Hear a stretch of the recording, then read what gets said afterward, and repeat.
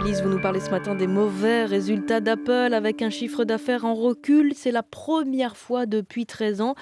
Visiblement, les produits de la multinationale font moins rêver, hein, Lise. Tout à fait, 10 millions d'iPhone en moins vendus en un an, une baisse de plus de 16%, c'est du jamais vu depuis le lancement du smartphone en 2007. Il est même en recul de 25% en Chine. Alors certes, l'iPhone 6 a permis à l'entreprise de passer un moment numéro un des fabricants de smartphones, mais a été redoublé cette année par Samsung et son Galaxy S7 qui affiche en revanche ce matin de très bons résultats. On le sait, ce marché du téléphone haut de gamme commence à être saturé. Alors même chose pour l'iPad dont les ventes sont en recul de 19% sur un an. Quant au Mac, l'ordi est en baisse de près de 12% et l'Apple Watch, on le sait, ça n'est pas ça non plus. Résultat, chiffre d'affaires en baisse à 50 milliards d'euros quand même et surtout bénéfice en baisse de 22%. Ça n'est pas la fin du monde, mais on peut se demander s'il s'agit d'un revers passager ou si la firme à la pomme ne traverse pas une vraie crise. Ouais, Apple n'est tout de même pas en faillite, hein. Non, évidemment, avec quand même 51 millions d'iPhone vendus de par le monde, on est loin de la faillite, d'autant que l'entreprise dispose de 233 milliards de dollars de réserves et n'a aucune dette. Donc, même avec de mauvais résultats, Apple reste une entreprise fiable.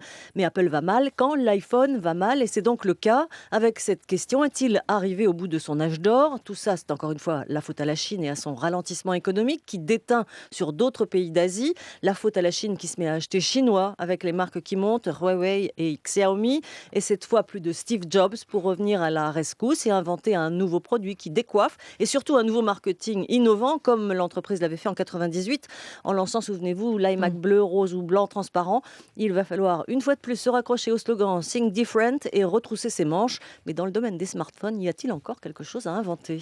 Alors, est-ce qu'Apple lise un plan B pour se remettre en selle? Eh bien, Tim Cook, le patron de l'entreprise, considère que certains émergents sont encore des marchés possibles, comme la Russie ou l'Inde, mais les Android sont déjà là-bas avec leurs smartphones d'entrée de gamme beaucoup moins chers qu'Apple, c'est pas difficile. Oui. L'entreprise compte aussi sur Music, son site d'écoute en streaming, avec ses 13 millions d'abonnés contre 20 millions à Spotify.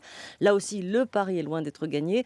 En tout cas, un plan B qui allierait invention et marketing bluffant, comme l'ont été les lancements des Mac, iPod, iPhone et iPad, un truc qui vous coupe le souffle, quoi. Ça n'est pas dans les tuyaux pour l'instant. Et Apple est régulièrement critiqué pour n'avoir payé que 2% d'impôts sur ses revenus hors USA en 2012, pour les conditions de travail chez ses sous-traitants chinois, pour ses pratiques commerciales. Elle n'est plus la première entreprise qui fait rêver dans le monde, comme elle l'a été entre 2006 et 2013.